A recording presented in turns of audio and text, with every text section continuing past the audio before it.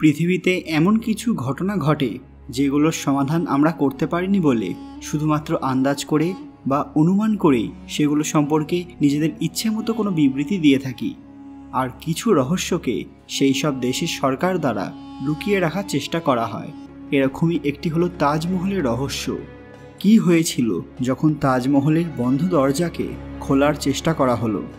কোন রহস্য আমাদের কাছে গোপন রাখা হয়েছে? কমেন্টে হর হর মহাদেব লিখতে ভুলবেন না। সকলকে পুরাণ কথার নতুন একটি ভিডিওতে স্বাগত। আজকে আপনারা জানবেন তাজমহলের বন্ধ দরজার রহস্য। সবাই পুরাণ কথা অফিসিয়াল চ্যানেলটি সাবস্ক্রাইব করে পাশের বেল আইকনে ক্লিক করতে ভুলবেন না। আজকের ভিডিওতে আমরা সেই তাজমহলকে নিয়ে আলোচনা করব যাকে নিয়ে বিতর্কের শেষ নেই। 1631 থেকে 1653 পর্যন্ত তাজমহল তৈরির সময়কাল বলে মনে করা হয়। আগ্রা তাজমহল বিশ্বের দরবারে স্থাপত্যের একটি উৎকৃষ্ট নিদর্শন। সেই কারণে পৃথিবীর 7ম আশ্চর্যের মধ্যে অন্যতম আগ্রার তাজমহল। বিশিষ্ট বিজ্ঞানীরা অনেকদিন ধরেই তাজমহলের ওপর অনুসন্ধান চালিয়েছেন এবং তাদের মতে তাজমহলের নিচে হাজারেরও বেশি গুপ্ত কক্ষ রয়েছে। তাজমহল যতটা উচ্চতার, মাটির নিচেও ঠিক ততটাই গভীর। মুঘল সম্রাটদের আমলে যখনই কোনো নতুন ইমারত তৈরি করা হতো তখনই তার থেকে বেরিয়ে আসার জন্য গুপ্ত সুড়ঙ্গ পথ তৈরি করা হতো। এরকম তাজমহলের মধ্যেও রয়েছে। এর নিচে একটি সুড়ঙ্গ পথ আছে যেটা বাইরে আসার গুপ্ত রাস্তা, কিন্তু সেই রাস্তা শাহজাহানের সময় থেকেই বন্ধ করে রাখা হয়েছে।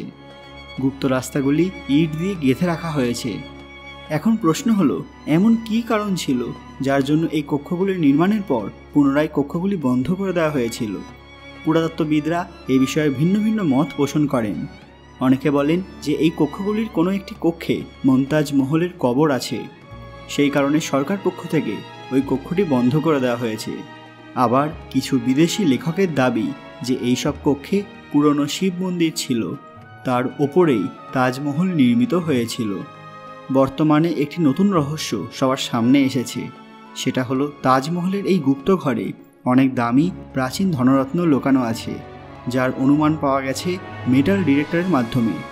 পুরাতত্ত্ববিদরা এটাও মনে করেন যে এইসব কক্ষে কিছু পুরনো দলিল দস্তাবেজ রয়েছে যা ইতিহাস বদল করে দিতে পারে।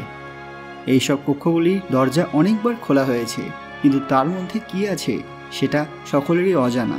সবশেষে এই কথাগুলি মনে করা হয় যে তাজমহলের নিচের কক্ষগুলি যদি সত্যিকারে খোলা সম্ভব হতো তাহলে অনেক সমস্যার সমাধান হতে পারত। সবচেয়ে বড় প্রশ্ন হলো, শাহজাহান কিংবা মমতাজের কবর ওপরে রয়েছে, তাহলে নিচেও কি একই কবর থাকতে পারে? এই অনন্য স্থাপত্যটির স্থপতি ছিলেন আহমেদ লাহোরি। এই নির্মাণ কাজে 22,000 মানুষ নিযুক্ত ছিলেন এবং সমস্ত সামগ্রী বহনের জন্য 1000টি হাতি ব্যবহার করা হয়েছিল। এই বিশাল জাঁকজমকপূর্ণ কাজটি করার জন্য সম্রাট রাজস্থান, আফগানিস্তান, তিব্বত এবং চীন থেকে মার্বেল পাথর আনিয়েছিলেন। এছাড়াও 28 ধরনের মূল্যবান এবং বিরল পাথর সাদা মার্বেলের ওপর বসানো হয়েছিল, যার মধ্যে আকর্ষণীয় নীলকান্ত মণিও ছিল। অনেকে তো এটাও দাবি করেছিলেন যে তাজমহল আসলে এক হিন্দু মন্দির ছিল। এ নিয়ে অনেক বিতর্ক চলতে থাকে, তবে এর কোনো ফল হয়নি। দাবি করা হয় যে এই স্মৃতিসৌধ ভারতীয়, পারস্য এবং ইসলামিক স্থাপত্যকলার সংমিশ্রণে তৈরি। অনেকেই বলেন যে তাজমহলের এক গোপন দরজা রয়েছে যা তাজমহল বানানোর আগে থেকেই ছিল, কিন্তু কোনো জায়গা বানানোর আগে থেকেই সেখানে কোনো দরজা কিভাবে থাকতে পারে? তার মানে কি তাজমহলের জায়গায় অন্য কিছু ছিল?